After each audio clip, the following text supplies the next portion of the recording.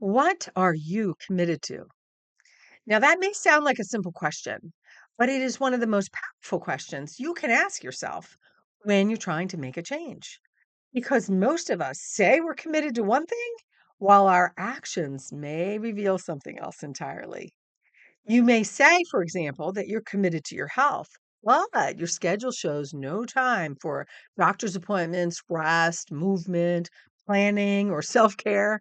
You may say you're committed to your family, to writing the book, building the business, improving a relationship, changing a habit, or becoming a better leader, but your behaviors may be pointing in a different direction. Now, this doesn't mean that you're failing.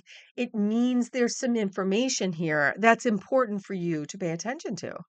I'm Dr. Julie Donley, a leadership coach, an award winning author, and a speaker, and a former executive nurse in behavioral health care. And I help people to lead themselves and others with more calm, clarity, and confidence. Now, in my book, Does Change Have to Be So Hard? I write about why change feels so difficult, and I share how our mindset either helps us to move forward or it keeps us stuck. And in the book, I provide 8 mindset strategies for making change easier to navigate and more sustainable. The first of these strategies in the book is to commit to change. And commitment is not the same thing as wishing or hoping or even wanting. Wanting says, I would like this to be different. Commitment says, I am willing to do whatever it takes to create something different. And that is a very different level of ownership. And this is where the question becomes so useful. What am I committed to? Not what do I wish were different, or what do I talk about changing, or not what sounds good, but what am I actually committed to? Your calendar may give you an answer. Your habits, your spending time or money may give you answers. Conversations may provide you with information. Boundaries, frustrations, your repeated choices, all of these provide you with information because our actions often tell the truth before our words do. Now, this correct connects directly to the acronym that I use in the book to explain why change is hard. H.A.R.D. H is for habits, A is for attachments, R is for resistance, which refers to fear, and D is for discouragement, which has to do with our relationship with time.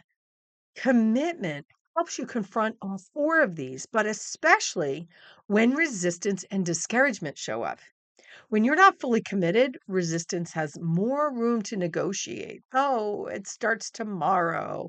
I'll wait till things calm down. I don't have enough time right now. I already tried this before. And discouragement, well, that steps in when progress feels slow.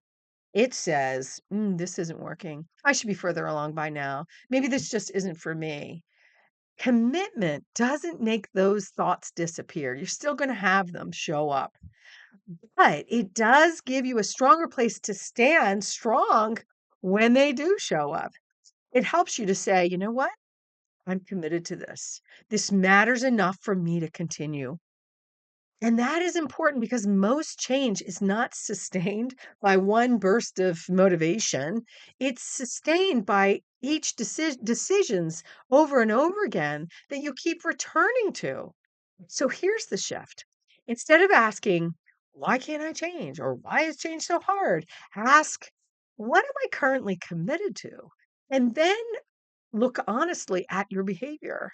If you say you want peace and relaxation, but you keep overcommitting, you may be more committed to pleasing others and being busy than protecting your energy. If you say you want more confidence, but you avoid every uncomfortable conversation, you don't have a coach or someone that can assist you with that, or take some courses in leadership, then you may be more committed to comfort or avoidance than to growth.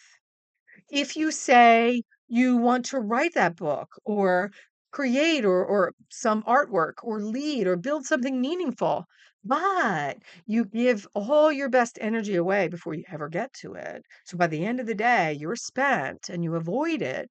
You may be more committed to staying busy than honoring what really is important to you.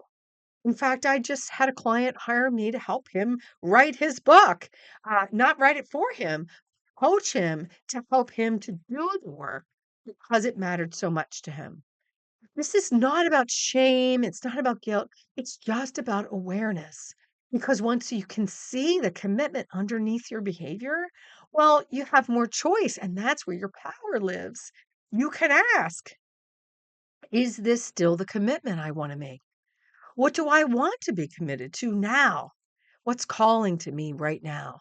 And what behavior do I need to adopt that would show that commitment?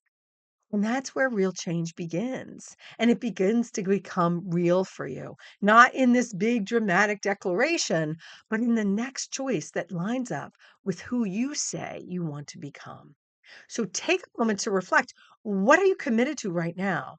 What are your actions showing you about what you're committed to right now? Now, this strategy comes from my book, Does Change Have to Be So Hard? Where I do answer that question and I explain these strategies much more in depth. If that interests you, you can visit my website, drjuliedonley.com, or search for Does Change Have to Be So Hard on Amazon or in your favorite bookstore.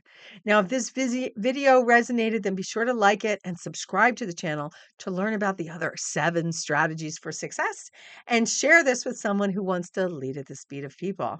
I'm Dr. Julie Donley. Till next time, happy leading.